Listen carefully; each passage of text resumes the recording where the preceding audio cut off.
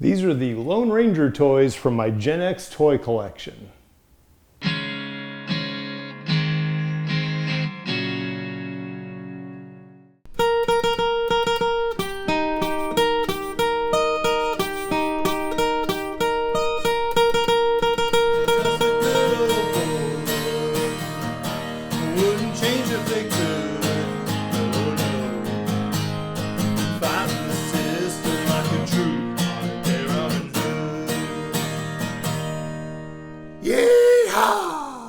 So maybe the Ranger is a lot earlier than the Charger, but that's the fun of having all these toys. You can kind of mix and match and make them silly. The original Lone Ranger TV show ran from 49 to 57. Now I'm old, but even I'm not that old. In fact, even my parents would have been less than 5 years old at the time that show started running. Lone Ranger movies have actually spanned all the way back to the 30s, maybe I should say 1930s to be clear, all the way to the newest one in 2013, which is now over a decade old. And that featured Armie Hammer as the cowboy version of Zorro and Johnny Depp as Tonto. However, in 1981, The Legend of the Lone Ranger came out in theaters, and I saw that at the small theater in our little town in northern Iowa, and went to it, and that movie actually featured, of all people, Christopher Lloyd as Butch Cavendish, the villain in it. And that movie is what got my interest in these toys. I figured these toys were in support of that movie, didn't realize that these toys probably came out in around 73, the year I was born, and when the movie came out, it's just when there was a renewed interest in them.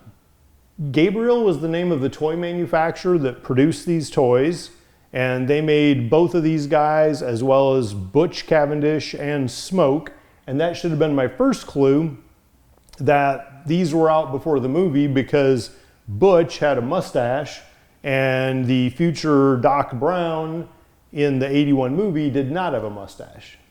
Each of these figures is about 10 inches tall, and they are a plastic figure in fabric clothing. Unlike some of the other Lone Ranger and Tonto figures that you'll see that are completely molded plastic, these actually have uniforms and accessories. Now, as you can see, I was able to find Lone Ranger in silver and Tonto and Scout. I was not able to find Butch Cavendish and Smoke to finish out my collection. For the Utes out there that cannot imagine a world where you don't have the interweb to get everything, my only way of trying to find Butch was to ride along with Mom when she went to some town 20-25 miles away from home with department stores to try to look for Butch. So I sat down and I used a piece of paper and a pencil, and I actually wrote a letter to Gabriel, the toy maker, and told them I was trying to find Butch, asking how I could get a hold of a figure of his. And I received a letter that came in an envelope with a stamp on it through the US Postal Service, and it ended up magically in our mailbox. And it basically told me, you can go find them at these department stores, which I'd already been checking, so I never got more than these two. Let's start with the Lone Ranger in silver. First, let me get Lone Ranger out of the saddle here. So this is the Lone Ranger. The masked man still has his mask. That's a separate piece that goes on. It's not molded into the plastic. He's got his white hat. He has his blue uniform.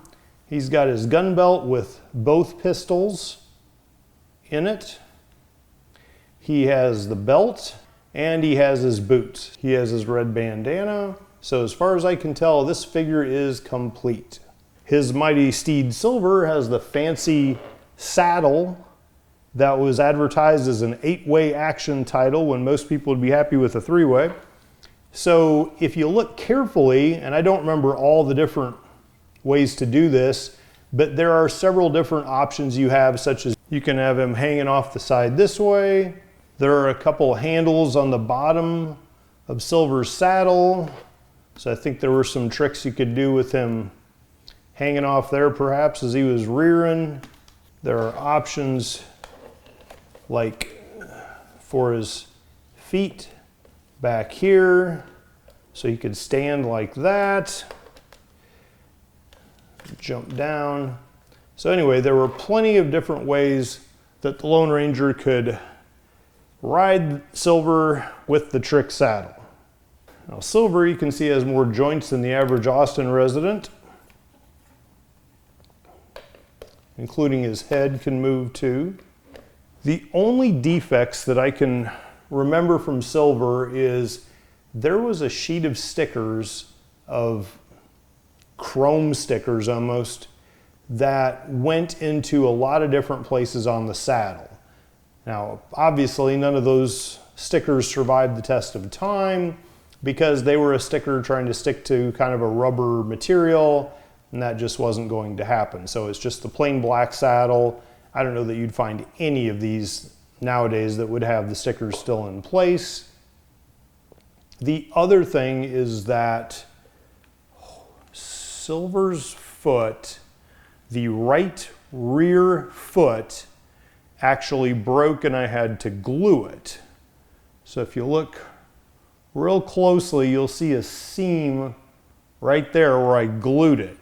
Now it's not a problem if Silver is just standing still. The only time you would probably have any issue with that is, and it does come with the rock base, but as I recall, these things are pretty tight fit.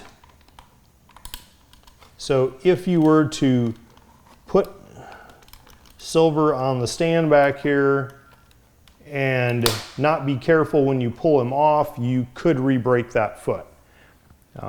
That's the only real defect besides the stickers missing that I can see with the Lone Ranger or with Silver. Fortunately for Silver, he's not a real horse, so we don't have to shoot him because he broke his foot, so good for him. Next, let's look at Tonto and Scout.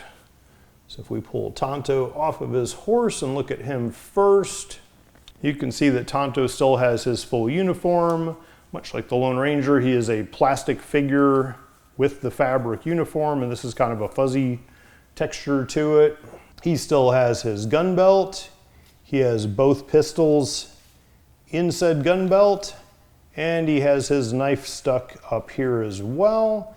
It almost doesn't look like it really goes with him with everything else, but that's how I found him, so I'm assuming that's still there, and it looked like a knife did come with him in another ad that I saw for one of these.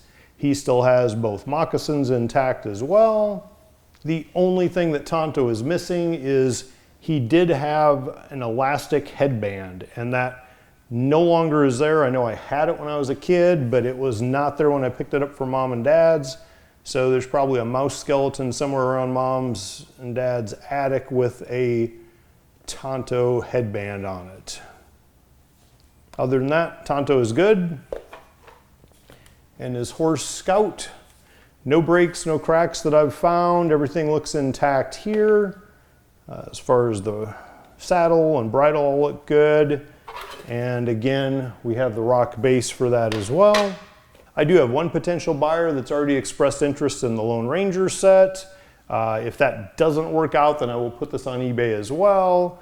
The inventory of them with the defects that I went through is going to be in the Excel sheet downloadable at the website that I provide in the link in the description below. So if you're interested, check it out. As soon as I post this, if I don't already have the sale arranged, the auction will start for that as well. If you haven't done so, please subscribe to the channel, click the little bell for notifications so you don't miss any more Gen X fun, and let's live for today.